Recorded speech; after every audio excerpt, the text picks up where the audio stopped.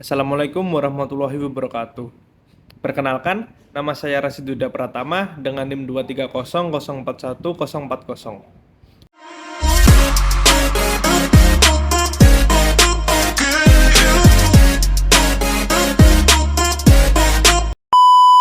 Di sini saya akan menjelaskan tentang hukum cyber dan juga UU ITE Jilid 2. Sebelum masuk ke topik pembahasan, mari kita kenali dulu tentang apa itu hukum cyber.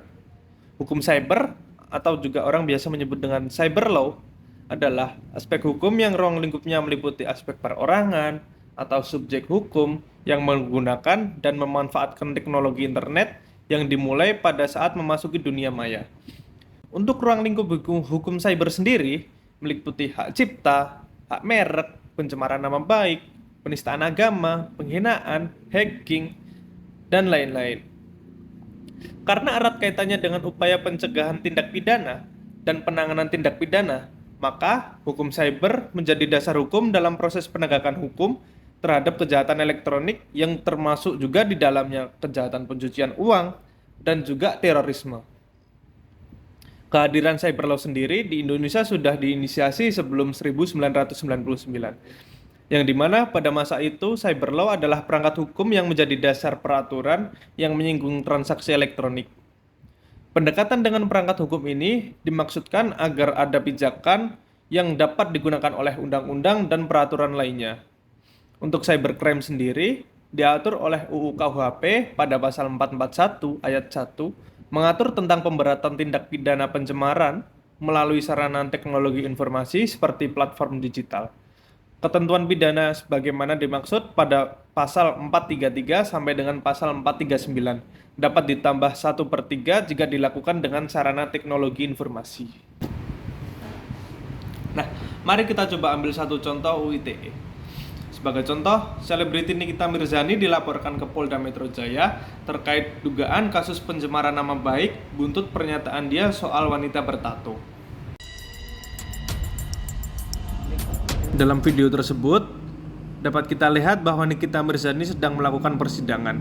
Yang diduga, Nikita Mirzani melanggar pasal 45 Jungto pasal 27 ayat 3 Undang-Undang RI nomor 19 tahun 2016 tentang perubahan atas Undang-Undang RI nomor 11 tahun 2008 tentang ITE atau pasal 310 KUHP atau pasal 311 KUHP. Mari kita masuk ke topik yang pertama, yaitu sejauh mana batasan-batasan yang diatur dalam UU ITE Jilid 2 yang dapat dianggap sebagai langkah yang diperlukan untuk melindungi masyarakat dari potensi penyebaran berita palsu atau informasi yang merugikan.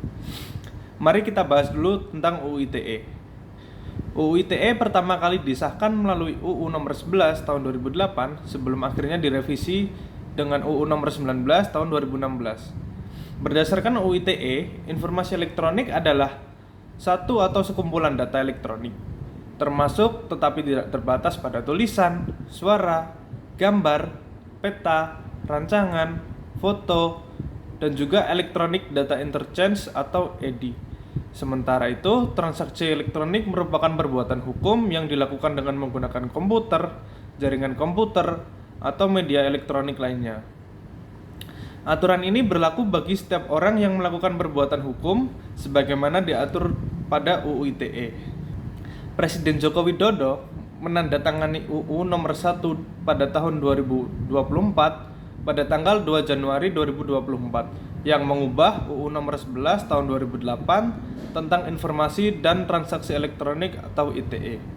5 perubahan atau aturan revisi UU ITE Jilid 2 yaitu pidana penghinaan atau pencemaran nama baik melalui sarana elektronik dihilangkan. Salah satu contoh perubahan yang mencolok adalah penghapusan pasal 27 ayat 3 yang sebelumnya mengatur pidana penghinaan atau pencemaran nama baik melalui saluran elektronik. Meskipun demikian, UU ITE Jilid 2 menggantinya dengan pasal 27A dan 27B yang dianggap banyak pihak sebagai pasal karet baru dalam UU ITE.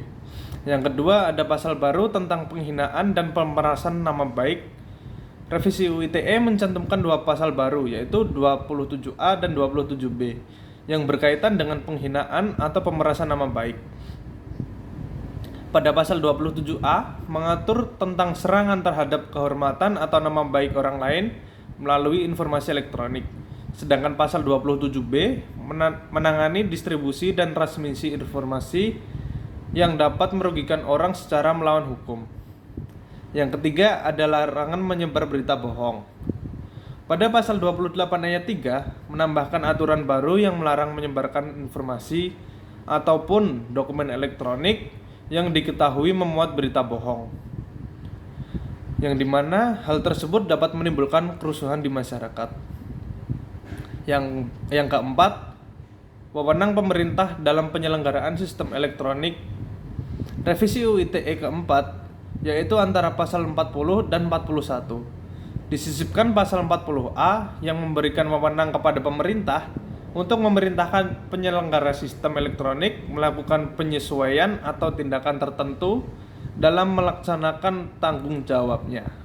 Pelanggaran dapat mengakibatkan sanksi administratif seperti teguran tertulis, denda administratif, penghentian sementara, dan juga pemutusan akses.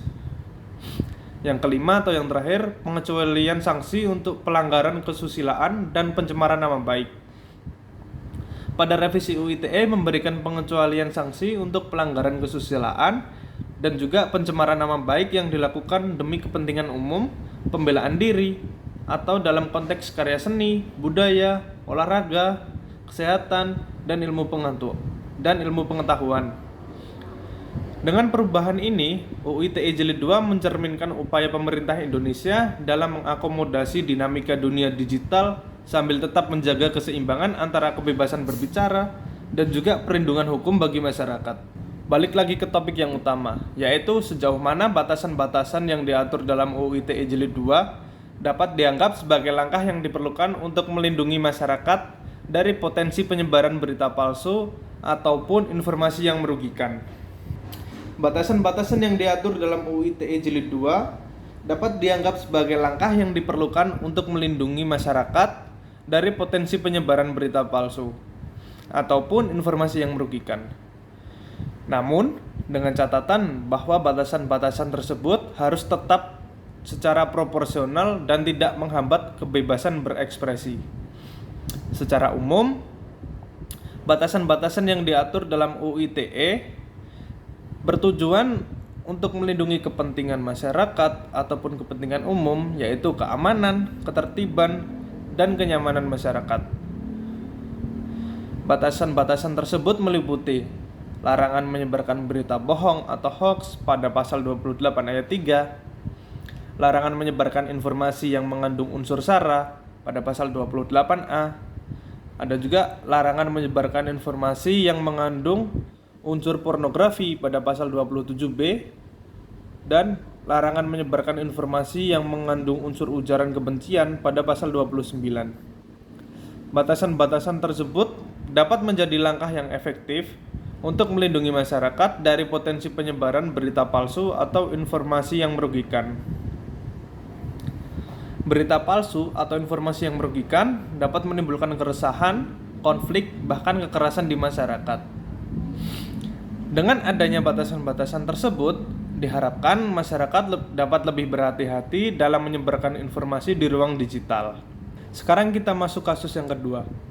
Dalam konteks keamanan cyber dan pencegahan kejahatan daring, sejauh apa batasan kebebasan berpendapat online yang diatur oleh UU ITE Jilid 2 dapat dianggap sebagai perlindungan yang sah terhadap masyarakat? Menemukan keseimbangan antara perlindungan terhadap kebebasan berpendapat secara online dan juga kebutuhan untuk mengatur konten merupakan tantangan kompleks dalam era digital. Undang-Undang Informasi dan Transaksi Elektronik atau UU ITE Jilid 2 di Indonesia telah menjadi sumber perdebatan dan kontroversi terkait dampaknya terhadap kebebasan berpendapat dan berekspresi di dunia maya. UU ITE Jilid 2 memiliki potensi untuk membatasi kebebasan berpendapat dan ekspresi di ruang digital. Hal ini disebabkan oleh pengaturan hukuman yang relatif keras yang dapat menciptakan ketakutan di kalangan pengguna internet. Ketakutan akan hukuman dapat menyebabkan self-censorship atau menahan diri untuk mengungkapkan sesuatu yang dapat menghambat kebebasan berpendapat seseorang dan juga diskusi terbuka di ruang digital. Hal ini dapat merugikan demokrasi dan perkembangan ide dan perkembangan pemikiran dalam masyarakat. Oleh karena itu, penting untuk memastikan bahwa UU ITE Jilid 2 diterapkan secara proporsional dan tidak menghambat kebebasan berpendapat. Hal ini dapat dilakukan dengan cara memperjelas definisi dari konten yang dilarang sehingga tidak menimbulkan multitafsir. Yang kedua ada meningkatkan pendidikan dan kesadaran masyarakat tentang UU ITE Jilid 2 sehingga mereka dapat memahami hak dan kewajiban mereka. Yang ketiga ada memperkuat perlindungan privasi sehingga tidak merugikan hak-hak individu. Selain itu, penting juga untuk melibatkan masyarakat dalam proses penyusunan dan evaluasi kebijakan terkait UU ITE Jilid 2. Hal ini dapat membantu memastikan bahwa kebijakan tersebut memenuhi kebutuhan masyarakat dan tidak melanggar hak-hak asasi manusia. Mungkin sekian penjelasan yang dapat saya sampaikan. Apabila banyak kurangnya saya mohon maaf. Semoga sedikit video dari saya ini dapat membuat kita melek tentang UU ITE.